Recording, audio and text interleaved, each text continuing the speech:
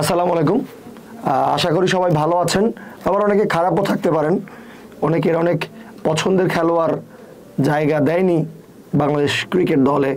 বিশ্বকাপের স্কোয়াড ঘোষণা করতে একটু দেরি করেছে বাংলাদেশ ক্রিকেট বোর্ড।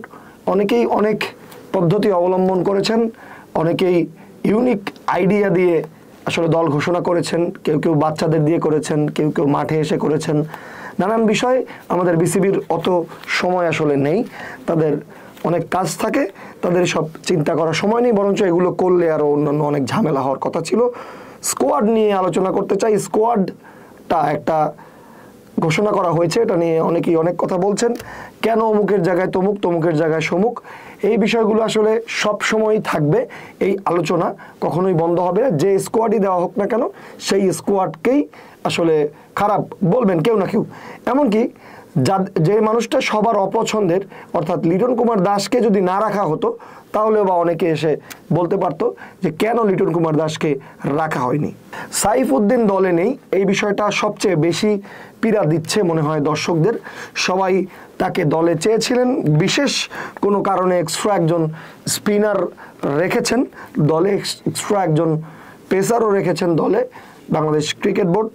হয়তোবা সাইফুদ্দিনের যে ইয়র্কার বলগুলো, সেই ইয়র্কার বলগুলো আসলে গতি, এই গতির বিবেচনায় হয়তোবা শরীফুল এবং তানজিম হোসেন সাকিব আসলে জায়গা পেয়েছেন। আজকের আলোচনাটা মূলত স্কোয়াড বিশ্লেষণ নয়, আজকের আলোচনাটা হচ্ছে বাংলাদেশের টি-20 বিশ্বকাপে একাদশ কেমন হতে পারে। একাদশ কেমন হতে পারে এই আলোচনায় খুব সহজ, এই আলোচনায় খুব কঠিন কিছু করতে হবে না। 15 সদস্যের দল থেকে আপনাকে 11 জন বাছাই করতে হবে, যার মধ্যে মোটামুটিভাবে 9টা জায়গা একদম ফিক্সড থাকবে। কোন 9টা জায়গা ফিক্সড থাকবে সেটা একটু বলি। ওপেনিংয়ে তানজিদ তামিম থাকবেন, এটা মোটামুটি নিশ্চিত।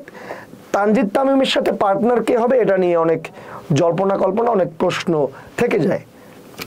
এরপরে আসি আর কোথায় সমস্যা, সেটা হচ্ছে 11 ম্যান।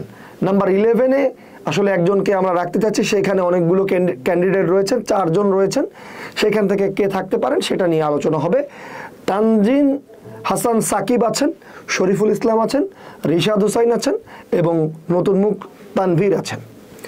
তো এদের মধ্যে সবচেয়ে বেশি ম্যাচ পাওয়ার সুযোগ থাকবে শরীফুলের, কারণ বাংলাদেশ যদি 3 জন পেসার নিয়ে খেলতে চায় তাহলে শরীফুলকে নিতে হবে। তাসকিন, মুস্তাফিজ এবং শরীফুল খেলবেন। যেহেতু সাকিব দলে আছেন এবং শেখ মাহাদি প্রবাবলি দলে থাকবেন, সেহেতু তারা হবেন 4th আর 5th বোলার। এখন 6th বোলিং অপশন হিসেবে থাকছেন মাহমুদুল্লাহ রিয়াদ এবং মাঝে মাঝে যদি সৌম্য সরকার দলে থাকেন তাহলে সৌম্য সরকারও বল করতে পারেন। এখন সৌম্য সরকার দলে থাকবেন কিনা এটা নিয়ে একটা প্রশ্ন আছে। সৌম্য সরকার দলে থাকবেন কিনা সেটার জায়গায় একটা কথা আছে। তানজিদ তামিম তিনি কিন্তু লেফট হ্যান্ড ব্যাটসম্যান। এখন left hand right hand combination যদি চিন্তা করতে যাই আমরা, তাহলে কিন্তু তানজিদ তামিমের সাথে লিটন কুমার দাসকে রাখতে হবে।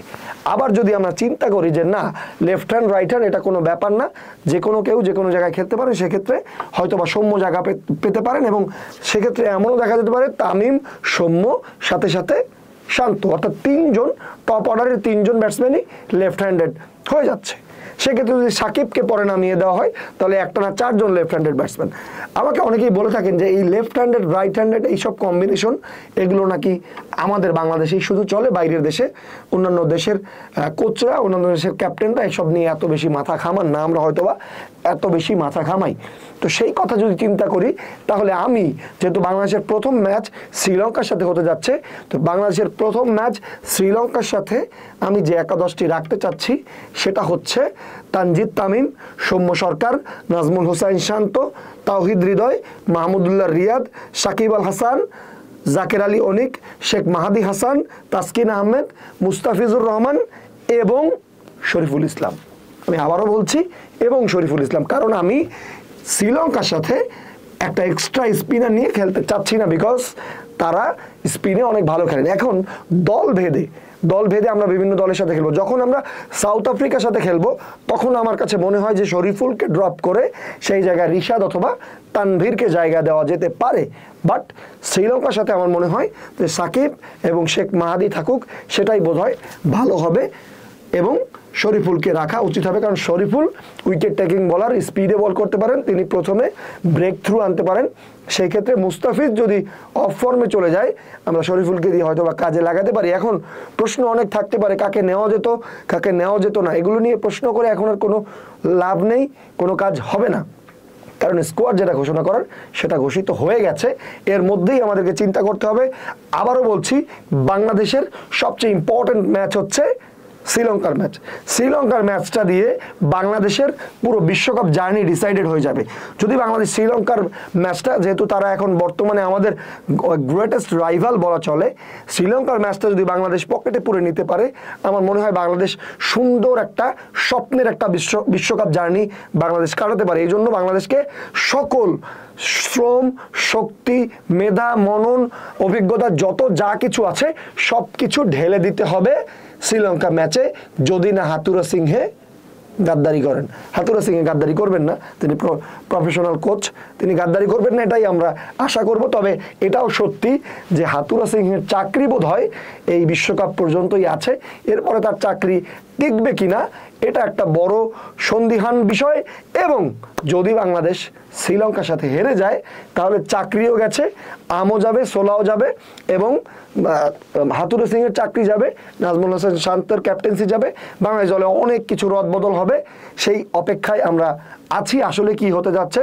আবারও বলছি, বাংলাদেশের সবচেয়ে গুরুত্বপূর্ণ ম্যাচ শ্রীলঙ্কার ম্যাচ। সেই ম্যাচের বেস্ট 11টা আমরা হয়তোবা এভাবেই দেখতে পারি, যেমনটা বললাম।